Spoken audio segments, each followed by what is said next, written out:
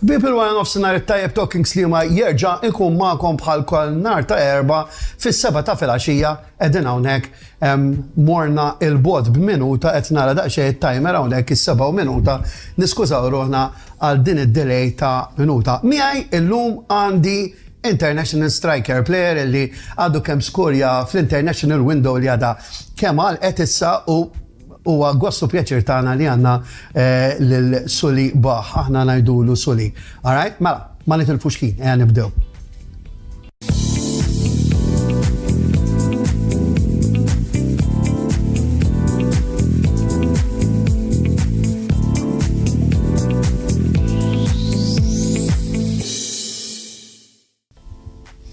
Infakkarkom nhar il-ħadd li ġej il-logħba importanti mill-Jubilee Cup, xi kultant ma ddurlix il-sieni.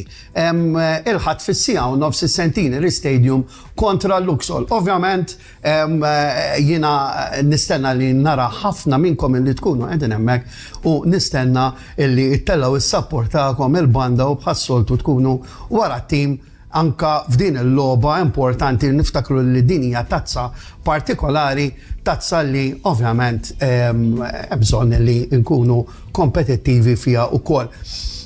Kif konna qegħdin ngħidu llum għandna magħna Suli Baħ li għadu kemm ġie mill-logħba internazzjonali li kellhom il-Liberja u rnexxielu jiskorja wkoll, mela ma nitilfux ħafna ħin, ejja nibdew nitkellmu ma' Suli ovvjament se nkunu qegħdin nitkellmu bl-Ingliż għax sissa għadu ma jafx bil-Malti imma jiena ċert li minn hawn ftit ieħor mingħajr ftit ieħor ikun kapaċi jitkellem anke bil-Malti. Qabel ma nibdew ma nitkellmu daqsxejn fuq l-sponsors. Intervetin.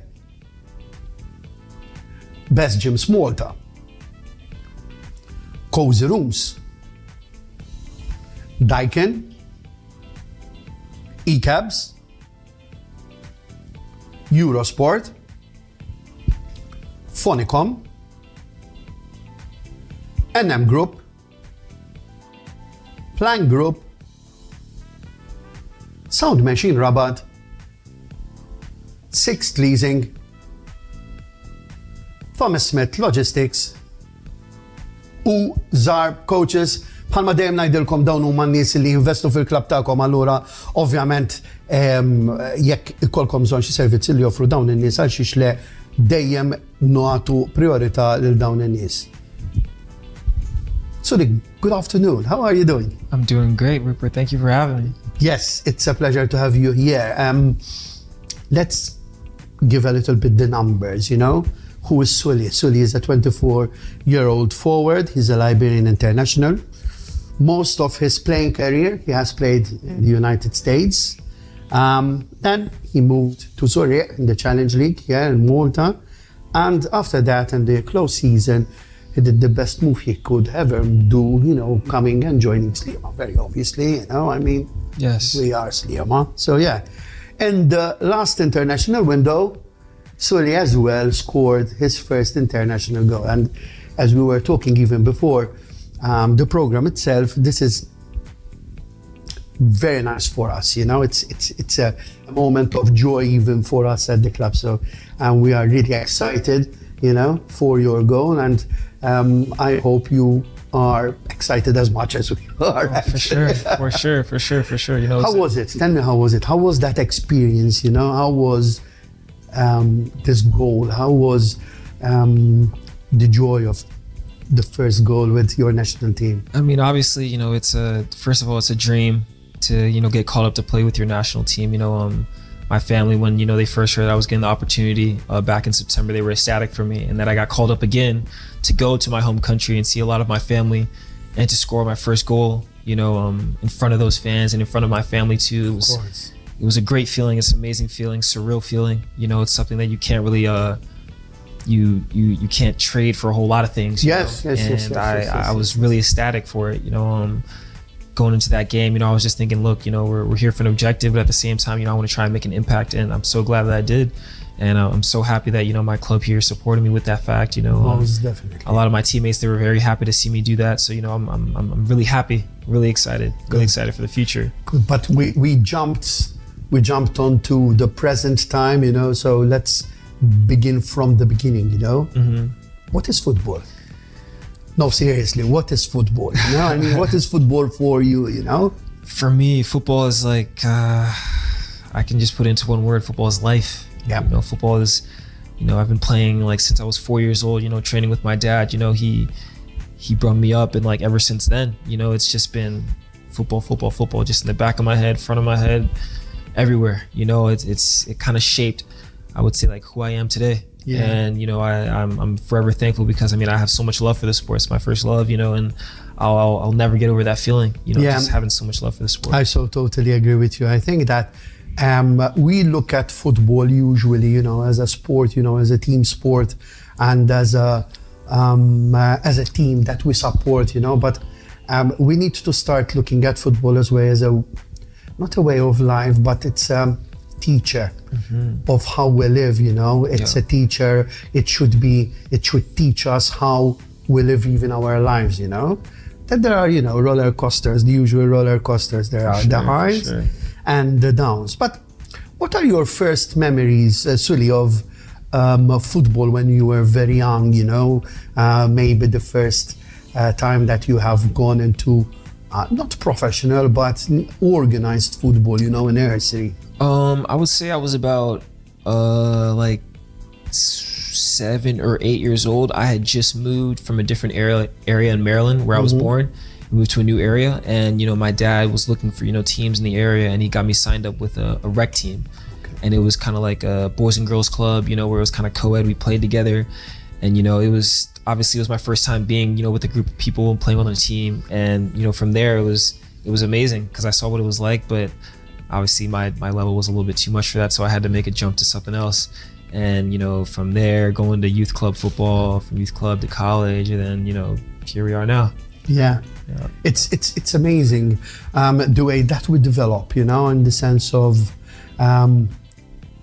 you very clearly just saw it in your mind, you know, those days. But if you had to recall one particular game, you know, that during that period, you know, that maybe made you, or that has been impactful in your career, what do you remember? One in particular? That's actually a very good question. I don't think anyone's ever asked me that, but it's hard to answer, because I mean, I've had a lot of games growing up where it was, you know, it was very exciting, you know, for me to play, where I can say that, you know, maybe there was a lot of games where I realized, okay, like I'm doing really well, and I really, really see myself going to a high level even at a very young age. I can't tie that down to maybe one specific moment or maybe one specific game, but I would say it was a culmination of various different games, maybe different training sessions, you know, conversations with different people, different coaches, where they're just like, look, man, I mean, if you're really serious about what you want to do, like you gotta sacrifice a lot, because you have a lot of potential. Most definitely. Yeah. Sully was always a center forward. He was always a striker. Yeah, so it was like striker, left wing, right wing, you know, just like across that front three predominantly. Yeah, growing up. But what's the buzz of, you know, I mean, I always like to say this, you know, I never played in your level, but you know, I was a defender, you know, for me it was imperative, you know, that they don't score. You know? Yeah. What was the buzz of, you know, you want to score? What? I think it was like it's kind of funny, because with my dad, like he always like taught me, like, look, I mean, you got skill, but you got to learn how to shoot from like anywhere to score. And once I started picking that up, it was just like, I started doing it in games. I was like, oh, this is fun. Like I like scoring goals. And then it was kind of funny, because when I was younger playing youth club, like my dad would tell me, like, look, if you play 12 games like this year and you score like 10 goals, like I'll give you like $50. And so like he started off like that. And so when it was like, that was like every game I would go into, like, okay, look, like I have a target. I need to get this so I can be able to get this one. Maybe buy some nice clothes or something like that, you know, like, and it just, it put that in my mind. Incentive. Like, yes. And it made everything sharp for me, like gave me that hunger for it. So that's I think that's where it started. During these just 10 minutes that we've been talking, you mentioned your dad 3 or 4 times. It's very evident that he was very much inspiring to you? Very, very, very, very, very, very much inspiring. I would say, I think without his idea of what I could do and his, planning of what, he could make me do, like I probably wouldn't be in the position I am in today, because, he always gave me the belief and always inspired me to work hard, off the pitch, on the pitch, and always, just believe in myself, and always be willing to take risks. So yeah, like I give major shout out to him, because without him, none of this is possible. Family support is also very good, but I have to be honest and say the truth. My dad, me and him, like we worked hard for a lot of things we do today. So yeah, I give full thanks and support to him. The sponsors. Intervetin. Best Gyms Malta. Cozy Rooms. Daikin. E-Cabs. Eurosport, Phonicom, NM Group, Plank Group, Sound Machine Rabat, Six Leasing, Thomas Smith Logistics u Zarb Coaches. Ħanaraw daqsxejn waħda x'inhu għajdu il-ħbib tagħna, naraw daqsxejn il-messaġġi. Terence jgħid forza Sliema, li Sultana, forza Hamrun, JP, li Sultana u ħabib tagħna illi jżomm mal-Hamrun qed nieħdu pjaċir naraw hawnhekk li ibqa' magħna ħadħu gost żgur m'għandix dubju. Nerissa Portelli dejjem hawnhekk anka f'kull mument ta' ħajjita u minn hawnhekk inselli għal Nerissa dejjem magħna. Aħna miegħek, all right? Dan, this is a message for you, mate. I mean, Diate Togba, watching from Red Light, Monrovia, Liberia. Wow, that's big support, man. How nice, yeah? Very, very big support. How nice. That's amazing. Yes, it is. It's amazing. I totally agree with you. Jayton Farrugia, he puts 3 hearts on the chat over here. Josabel Catania puts 2 hearts. Why not 3, Josabel? Let's make it 3. Let's make it 3. Let's see if there are any comments on the YouTube side. Not for the time being, but it's okay. All right. So let's continue talking a bit between friends. There's no one there, no one is watching. So, there has to be, yes, your father, it's evident that he was an inspiration to you. By the way, did he play football? Yes, he played in Liberia, but not like a very high level, kind of just mellow level, you understand? Yeah. Played, stopped, and then went to school, then yeah. He was the heart and the mind behind exactly. you. There you go. But, when we are young, we have always that player that inspires us, Mm-hmm. Who was it? Who was that player for Sully? I would say it was definitely Cristiano Ronaldo. Okay. That is, I would say like growing up, like I wanted to do the step overs like him. I wanted to shoot like him. I wanted to do the free kicks like him. And then as I got older, and I started, learning different things about myself, it turned more into like a mentality thing. Yes. Where it was like, wow, not only does he have all this skill and ability, but he's hungry. Like he has this sort of like desire to be like just number one, and I'm just like, that type of hunger and desire makes you train even more, and it's obviously you can see like what he's done in his career. Of course. So, yeah. But most of all, I think that when you're looking at Cristiano Ronaldo, even the way he puts himself, the way that he takes care of himself, it's for sure. The guy is totally dedicated from the moment he wakes up till the moment he's sleeping, and probably even while he's sleeping, he is totally dedicated. For sure, it's incredible. Yeah, I totally agree with you. But again, my idea is always that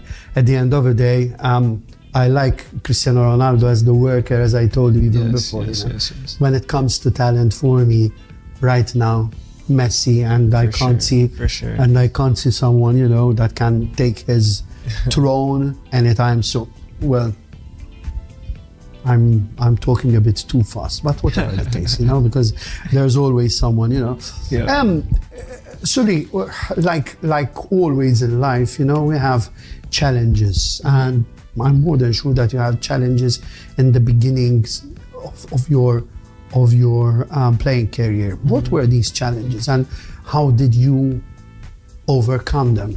I would say like very early on, like I always I was a skillful player, but like at the time, like the thing that was kind of like a issue for me was just like the physicality. Like I hadn't come into my body yet, you know, and it was a difficult period because, you know, I was competing with guys that at the time were a lot faster, a lot stronger than me. So I was relying like just on my skill, and sometimes it was kind of hard to compete.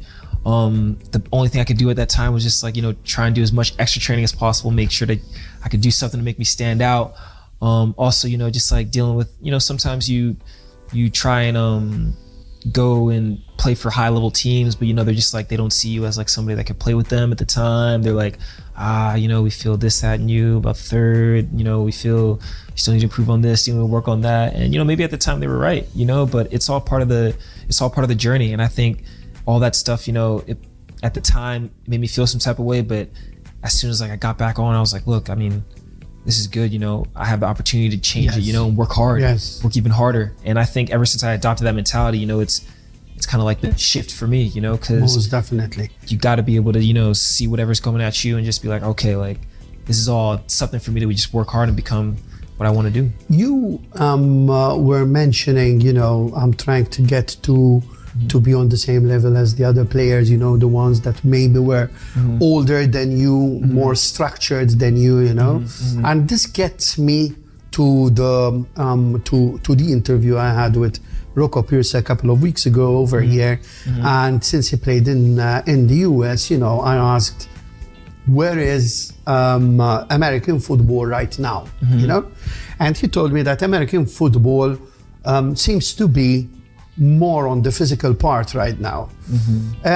I've seen a couple of international games of the American national team, but do you think that the technical part is also improving? Because I've seen a couple of players that can be very important in international football nowadays. For sure. I would say like before, like it was a lot more like, you know, physical, like you gotta be stronger, you know, gotta be more fit than some of your players. Now that like the US is adopting like, you know, like the European strategy of how to like develop their players, they're focusing more on technique and also adding the physical adapt to it, you know, but they're introducing the technical side of the play, you know, like, okay, like how skillful is the player? Like, okay, he may be shorter than these guys, but we can see he can play a lot better than these guys. Yes. You know, and that, I think that's what makes a difference in European football. We see a lot of teams like Spain, you know, maybe even like Italy or a lot of these countries out here that don't have the best physical players, but their technique is out of this world, you know. I think actually I think it's the Mediterranean teams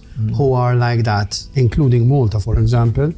I always think that when the national team, Maltese national team, plays with against a Mediterranean team, we stand a better chance because we are not structured, they are not structured physically, you know. So if we stay in shape on the pitch, you know, we stand a good chance of getting a good result and maybe even, you know, scoring. When we come to play against teams who are more physically structured, Norway, Sweden, England, Scotland, then we have a problem. Then the problem starts, you know, because it's a totally different kind of football. You know, so yeah, but I understand what you mean. I think it's there are two ideas of football that I'm seeing even certain European teams that are converging in some way or another. They're getting the physicality part fitting in the technical part, and it's going to be something interesting for the coming years in football. For sure. You are mostly a striker, you know, central striker, you know, but we've seen you during the season in particular going on a side, more on the left side, of the pitch, you know. How did that change the way you think during the game? Or is it something that it happens normal when you're seeing your other striker maybe doing another movement that you go into that space? I think it's like it's almost like sometimes like when I'm in the game, I try and read like the situation. Like it's because I know that I don't like to limit myself. You know, I see myself as a person that can play in many different, you know, places, you know, and sometimes when I'm playing in that striker position, I see that there's space to, you know, come out wide and be on a 1v1. I like to do that a lot because I feel I can beat my man shoot, beat my man cross. And then other times, you know, when I'm playing that striker, maybe I check in and then make my run from the middle position, you know? So I don't like to, you know, just like set myself into one position. And I realize, you know, working, you know, with this team and working, you know, in a new environment with players that understand my position and how I like to move, you know, it all comes together. Because, you know, I sometimes work with another player that may, you know, just be like the post-up guy, or I may work with another player that's, you know, he's in between the lines and I'm kind of making the run, you know? So like, I just like to be versatile, you know, and I have the capabilities for it. So why not make use of it? Of course. Because you can get more goals, more assists. Of course. So, yeah. Of course. And space, sometimes it's, I think it's the most difficult. Sometimes I see players that they do not manage to read where the space is, you know? I mean, they are more of a, how can I say, tactical players, you know? They do what their coaches have just told them, you know? Do you consider yourself more of a, how can I say, without getting Coach Paul Zambit angry, you know, I mean, more of an anarchist, you know, when it comes to these you know, diktats of the coach? I think it's like a moments thing, you know, like you always listen to the coach and listen to what he has to tell you, and you try and implement that into the game. But like there's other times in the game where, like, you know, like you're the player on the pitch, so sometimes you see something and it's like, okay, maybe I can use this moment to do something, and sometimes it works, sometimes it doesn't. But it's always like the coach gives you like a general idea of what he wants you to do, like when you're on the pitch. But I think sometimes it calls for improvisation. Of course. And I think that's all part of it, you know? Like I think a lot of top level players, they use that improvisation to, you know, change the course of the game. The course of the game, the details of the game. And I think that's very important. Most definitely. So yeah. Most definitely. Please, coach, pulls on me. Please don't be angry at me, okay? I'm just doing the interview. That's all. This sponsors. Intervetin. Best Gyms Malta. Cozy Rooms. Daikin. E-Cabs. Eurosport. Phonicom. NM Group. Plan Group. Sound Machine Rabat. Six Leasing. Thomas Smith. U Zarb Coaches. M'għandix għalfejn noqgħod nirrepeti in-nies li jinvestu fil-klab tagħkom, ovvjament jekk ikolkom bżonn xi servizzi li jovru dawn in-nies għal xiex le nagħtuhom priorità. Let's have a look at what people are saying. Let's see. Paul Sheenan, great player, he says, you know, I have to agree with him, you know? And he's not talking about me, he's talking about you. Sorry, very obviously, I mean, yeah. Gold Zone headlines, Proset Sliema, good idea for a podcast, give opportunity, no more background of foreigners. He is telling us very good for the program, very good program, and and it's nice to give the opportunity for more foreign players to get to know the Maltese football. Adam Jah, I think this is from you as well. He is from Monrovia as well, this guy. Yes, you know, he has a great future. Let God guide and protect his career watching from Liberia. Thank you. Monrovia, thank you. How nice. Yes, I appreciate nice to have you here, Adama. Nice to have you here. Most definitely. Relative? Yes, like a family friend. Okay. Family friend, yes, right, I appreciate the support. But he follows. Yes. I love the support. He follows. We have a message here as well from From someone that he's always very close to us, with his Peanuts, you know Peanuts. Yes, Pierre, Peanuts, that, the guy. Grande Sulaima. Pierre, why don't you just say Grande Suli? It's easy there, you know what I mean? George Lul up the Blues, good luck against Luxol, watching from Sydney. Wow. Amazing, George. Always a pleasure to see you here. Always a pleasure to have you guys here. Let me always remind you that these kinds of programs are made just for you so that you can follow your team even when you are away. Simply amazing. Is it? Yes, it's a from Sydney to from Sydney. Major support all the way across the world. Well, yeah. It humbles me, you know. It humbles me. Listen, you played in the Challenge League. You know what the Challenge League is. Mm-hmm. You're playing in the Premier League. Yeah. What's the biggest difference between the two? There is a difference. I would say in the Challenge League, it's more like in the Premier League, it's like more controlled. Like in the Challenge League, it's just like boom. Like boom, first it boom. starts off like yes, and then it's as the game build-up. progresses, it just like Yes, it's a build-up. You know, whereas like in the Premier League, like there's times where it can be back and forth, but then one of the teams will just be like, okay, hold on, we need to slow down, let's play it, you know, and slow the tempo down. I would say like that's been the biggest like thing that I've realized, you know. Also there's like a lot of great players in this league, you know, people with a lot of talent, a lot of skill, you know, especially on my team as well. You know, I play with great players, very thankful for that. So yeah, like, I mean, I would say that was the biggest thing that I realized when coming to this league. I think that in the Premier League, we've been in the Challenge League. We experienced it, you know. So we've seen it. I've seen teams who were astonishingly organized, even tactically. To be honest with you, I was really surprised. I was not expecting, you know, that kind of organization. But then Premier, it has the next level, you know, of tactical organization where the detail matters. Every single detail matters, actually. Yeah. But yeah, you're wearing that top, you know, it's pride, you know, I mean. Of course. Massive club, big club. Yes. But how did it happen? To come to Sliema. Yeah. It was so it was quite fairly it was kind of like a quick ordeal, you know. I went back home.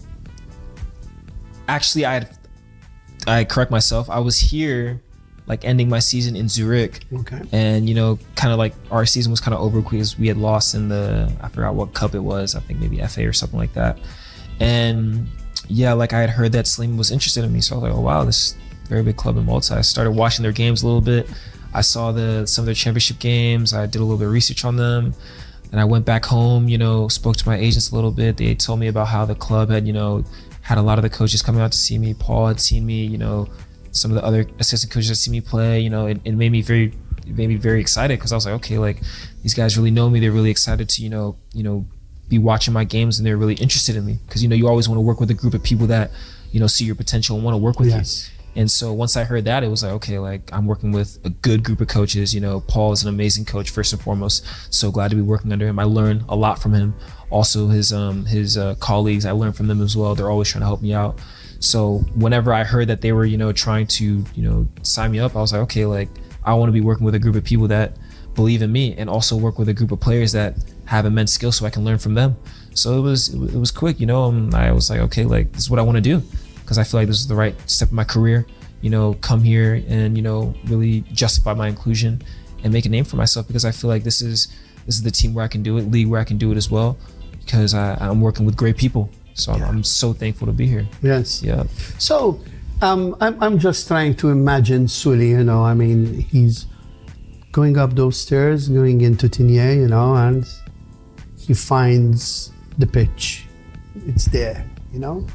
Now it's his pitch.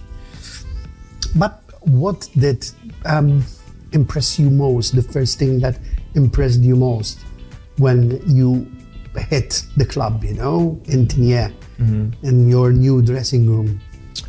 I would say like, I would say like the first thing that really like caught my eye was like I guess like the chemistry we kind of have like off the pitch.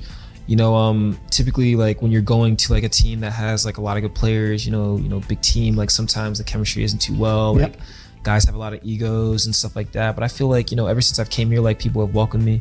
You know, they've let me know like, hey, look, you know, we know you have a lot of potential. We want to work with you, and you know, we want to help you like, you know, reach the heights you know you can reach. And that like made me feel very good, because it's like not only am I playing, you know, with a massive club like Sliema, but at the same time I'm working with people that have like that ground to earth feeling where it's just like, okay, like we're all teammates here, we're all, you know, colleagues here, you know, we're all family here as well. You know, we all believe in each other, and that was something that really caught my eye, and I'm actually really thankful for that, because it makes the gluing process a lot easier, you know. Yeah. Sometimes when you go to a new team, like you don't know what to expect, you know. Yes, most definitely. I'm so thankful for that. Extremely thankful for that. So yeah. I had Rocco Pierce, and he told me that you have a few jokers in the dressing room. Okay. Yeah. We do. And who is number one for you? Rocco had his, and I'm not gonna tell you who it is. You know, you tell me yours. You know. I think number one, I'd probably say. You're stuck. No. I'd probably say Miles. Miles is hilarious, bro. Like, no, he is. There's some times where like he just catches me off guard with like some outrageous stuff. Like, hey, probably he would be talking seriously, you know, and do not even understand that he's pulling your leg. You know? Yeah, like it's. I mean, if the guys are watching, like they know exactly what I'm talking about. Yeah, I'd also put maybe I'd say Miles, Wesley, and maybe Fernandinho. Fern is cool. He's cool. He's chill. Fern is like, for me, I think he's more like the chill side. He'd be chilling. Yes. Third, I can't pick a third. I would say like the two for sure is like Miles and Wesley for sure. Most definitely. Miles, Wesley, you heard the guy, you know, take care of him, please, you know. He needs just some loving, you know, in the dressing room, so take care of the guy. I'm seeing a message here from Mike Pouch. Congratulations for your goal. You scored for Liberia. Well done. Thank you. Thank you, Michael. Thank you so much, man. I appreciate the support and love, man. Thank you. So, we had a couple of good outings lately, particularly against Cameroon. What do you make out of them? I mean, in the sense of, I can't say that it's a change of mentality. Absolutely, I don't think it is. But the way that we approached Cameroon, I think it's totally us.